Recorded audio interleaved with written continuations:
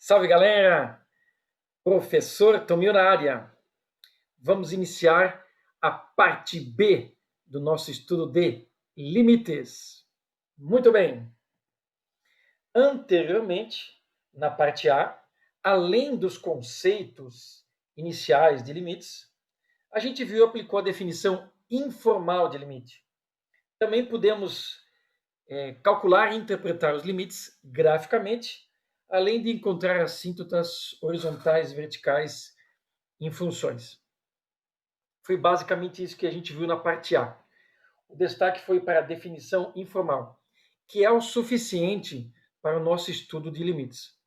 Rapidamente vamos falar sobre a definição formal de limite, que ela demandaria um pouco mais de atenção, mas ela não é necessária para o nosso estudo, porque com a definição informal a gente consegue aplicar todas as propriedades e resolver todas as situações que vão aparecer no decorrer do cálculo, seja o cálculo 1 ou os cálculos 2, 3 e 4, e das disciplinas associadas que vão precisar do nosso conceito de limite.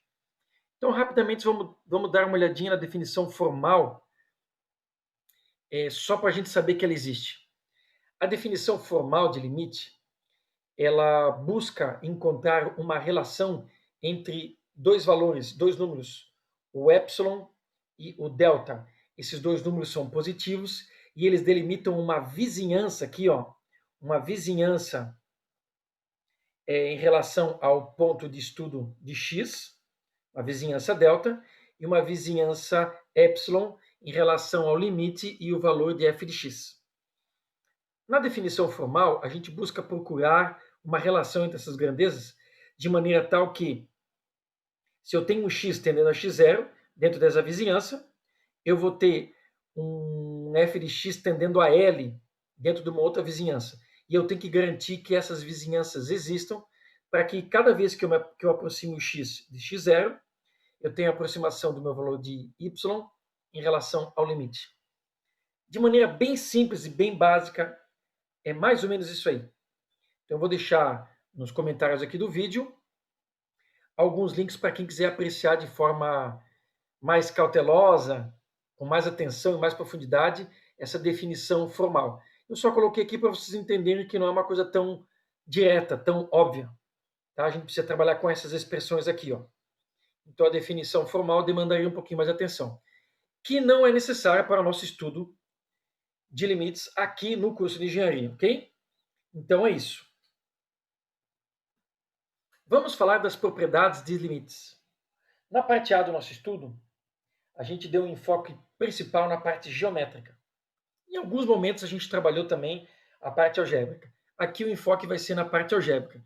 E juntando essas duas partes, a gente consegue interagir muito bem tanto com a parte algébrica quanto a parte geométrica, ou seja, trabalhando com as expressões de limites e também interagindo com os gráficos.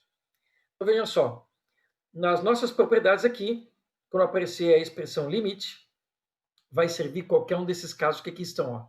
X tendendo a, x tendendo a pela esquerda, x tendendo a pela direita, x tendendo a menos infinito ou x tendendo a mais infinito. Certo?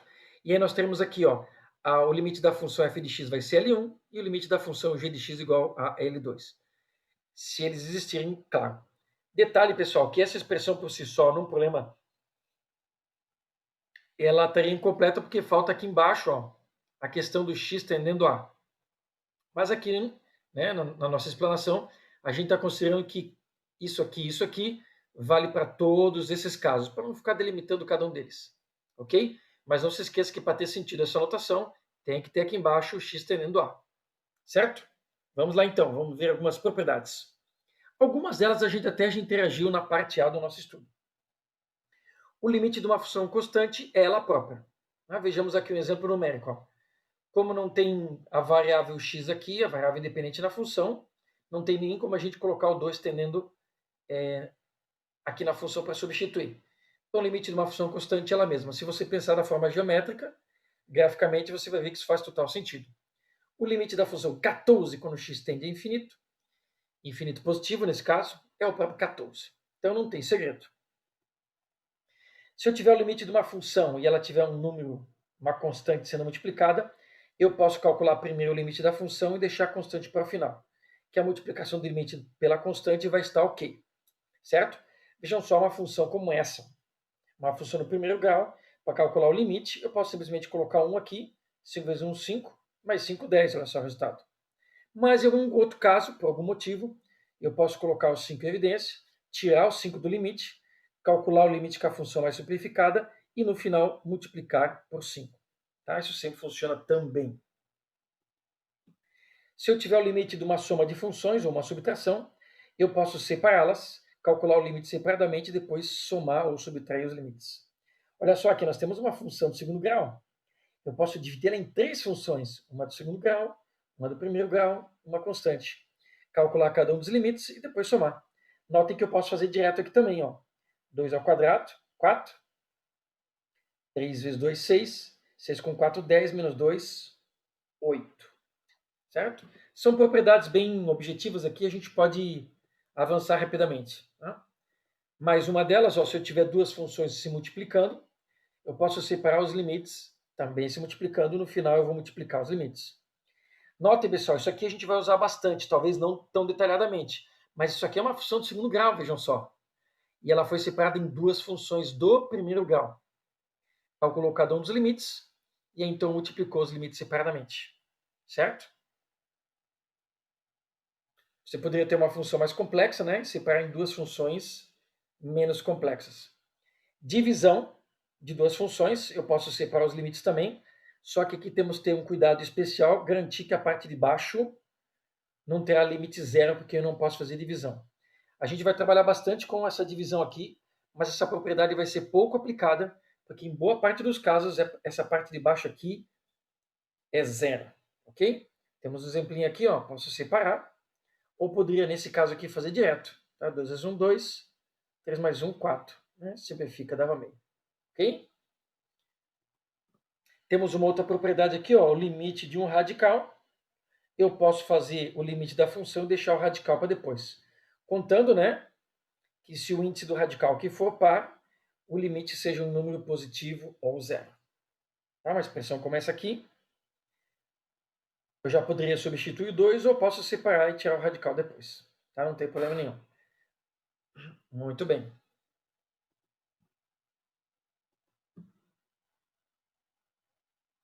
O limite de uma função elevado a um expoente, eu posso levar a primeira função e o expoente depois quando calcular o limite. Desde que isso aqui seja possível de se calcular. Tá? Seja um número real. Então veja só aqui, eu poderia colocar 1 direto. 2 mais 1, 3. 3 ao quadrado, 9. Ou então primeiro fazer o limite e o resultado elevar ao quadrado.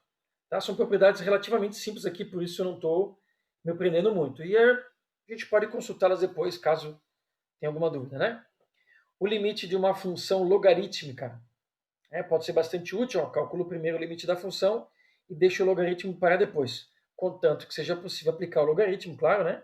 O limite tem que ser positivo para poder ter a aplicação do logaritmo. Tá? Aqui no caso, o logaritmo natural. O mesmo vai valer para um logaritmo de qualquer outra base que não seja a base e, que é essa que está aqui. Certo? Vejam só. O limite do logaritmo, a função é só x, então primeiro fizemos o limite da função x, que vai dar 10, é uma função do primeiro grau, e depois foi calculado o logaritmo de 10. Que nesse caso é 1, porque a base 10 também aqui, que não está aparecendo, né? E ainda temos o limite de funções seno e cosseno. Né? Posso calcular primeiro o limite da função, e depois calcular o seno ou o cosseno. Certo? Um exemplinho aqui, ó. Posso tirar o cosseno para lá, calcular primeiro o limite, o que vai ficar 3π. Depois faço cosseno de 3π, que é menos 1. Ok? Muito bem. E aqui está o nosso objeto de maior atenção, os casos especiais. Porque todas essas propriedades que a gente viu até agora, depois que a gente viu, elas são relativamente simples, né, de lembrar e de aplicar. E vamos ao primeiro caso. Vamos calcular o limite de um polinômio, ou seja, de funções polinomiais. Primeiro grau, segundo grau, terceiro grau e assim por diante. Só que quando elas tiverem limite tendendo, ou com x tendendo a mais ou menos infinito. Então, olha só, esse polinômio é uma função polinomial. Para calcular o limite desse tipo de função, a gente vai pegar o termo de maior grau e resolver ele, que o resultado vai ser o mesmo. No slide seguinte eu vou mostrar por que isso é verdade. Então a gente vai trabalhar só com esse termo que aqui está, ó, certo? Só com esse termo aqui. Ok? Vamos primeiro ver aqui. Então se a gente vai trabalhar só com o termo de x elevado a n, de maior grau, a gente vai substituir depois algebricamente o infinito no x. Aqui não está aparecendo, mas é infinito positivo, né? Seria melhor que tivesse até o sinal de mais para diferenciar bem. Porque infinito positivo e negativo são duas coisas bem diferentes. Então veja só. Se eu chegar nesse caso aqui e substituir infinito no x, não importa o expoente, se vai ser 1, 2 ou 3. O infinito ao quadrado, o infinito na terceira potência, na quarta, na quinta, ele vai continuar sendo, vamos dizer assim, um número grande. A gente sabe que não é, né? Mas elevar um infinito na primeira potência, na segunda, na terceira, na quarta, continua infinito, então não vai mudar nada. Só vai mudar quando tiver essa expressão final e eu tiver o menos infinito para ser colocado. Aí a regra, pessoal, é a mesma de potência de números reais. Se eu tiver o menos infinito e o expoente for par, significa que eu vou multiplicar de 2 em 2, por exemplo, menos infinito ao quadrado. Vai ser menos infinito vezes menos infinito. E aí a regra de sinais para infinito é a mesma dos números reais. Menos com menos dá mais na multiplicação. Em contrapartida, se o nzinho ali do expoente for ímpar, aí nós temos que tomar cuidado. Porque se for 3, eu vou multiplicar de 2 em 2 e sempre vai somar um termo. Ou seja, se o n aqui for ímpar e eu colocar o menos infinito, sempre vai dar menos infinito. Tal qual a gente faz com números reais, tá? Infinito negativo, expoente par positivo, expoente ímpar negativo. Certo? E depois aqui na frente, desses casos aqui, a gente vai ter um coeficiente, tá vendo aqui, ó, Cn? A gente vai ter um coeficiente. E a multiplicação desse resultado que a gente conta aqui com o coeficiente é a mesma coisa que a gente faz com números reais. Lembrando que o infinito não é um número, tá, pessoal? Mas a gente está considerando como se fosse para facilitar o raciocínio em cima dele. Então, se aqui na frente o coeficiente c for um número real positivo, não vai mudar nada. O infinito que está ali continua igual. Se ele for negativo, vai inverter o sinal do infinito. Tal qual acontece quando você multiplica alguma coisa por um número real. Certo? Muito bem, vamos ao exemplo então. Ó, aqui nós temos o limite de uma função de quinto grau quando x tende a mais infinito, que é o caso que a gente está vendo agora. Se a gente tentar, pessoal, botar um infinito aqui, ó, e interagir com todos os termos, o que vai acontecer? A gente vai ter, em alguns casos, infinito menos infinito. Porque infinito na quinta fica infinito, multiplicou por 7, continua infinito. E aqui eu vou ter um infinito menos infinito, que é uma daquelas indeterminações, uma daquelas 7, que a gente viu lá na parte A, que daqui a pouco a gente vai ver de novo. Então já não daria para resolver essa função aqui no quinto grau simplesmente botando infinito. Algumas até dariam certo, se todas elas tiverem, né, um sinal de mais, por exemplo, for uma função de primeiro grau fácil de ver. Tá? Mas mesmo assim, a gente não vai considerar isso, que até com aquelas que são todas com sinal positivo, a gente pode ter um probleminha. Ok? Então a gente vai aplicar a propriedade.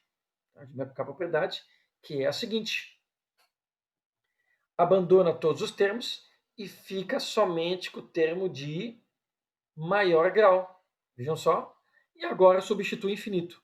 Infinito multiplicado por ele mesmo 5 vezes, continua infinito. Multiplicou por 7, continua infinito. Você pode pensar assim: um infinito na quinta já é um número grande, vai ficar maior ainda. Multiplicou por 7, maior ainda. Tá? Mas continua infinito. Infinito positivo. Vamos para outro exemplo, uma outra funçãozinha. Não dá para colocar infinito negativo aqui, né? Vamos aplicar a propriedade. Função polinomial, limite com x tendendo a mais ou menos infinito. Abandona todos os termos, fica só com o termo de maior grau. Cuida que ela pode estar desorganizada, o termo de maior grau pode estar em outro lugar, não é o primeiro, tá?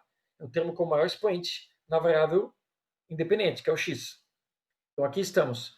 Menos infinito ao cubo vai continuar menos infinito. Multiplicado por 6, não se altera, menos infinito. Ok? E aqui nós temos vários casos que vocês podem dar uma olhada com mais calma, né? Todas as possibilidades desse tipo de situação. Vale destacar aqui, ó, o infinito elevado a 8 continua infinito. Multiplica por um número negativo, vira menos infinito. Menos infinito na oitava expoente par, vira mais infinito. Multiplicada por um número negativo, menos infinito. Ok? Menos infinito na sexta, expoente par, fica mais infinito. Multiplicar por 4 não muda. Ok? Aí está. Em resumo, pessoal, a multiplicação do infinito por um número, por uma constante, por um número real, é muito simples, é a mesma regra de sinal que a gente já conhece para números reais. Vejam só, multiplicação, sinais iguais positivo, sinais iguais positivo. Sinais diferentes negativo, ou seja, multiplicou por positivo, não muda o resultado, olha lá. Multiplicou por negativo, troca o sinal. Certo? É isso. Nossa primeira parte fica por aqui. Continuamos no próximo vídeo.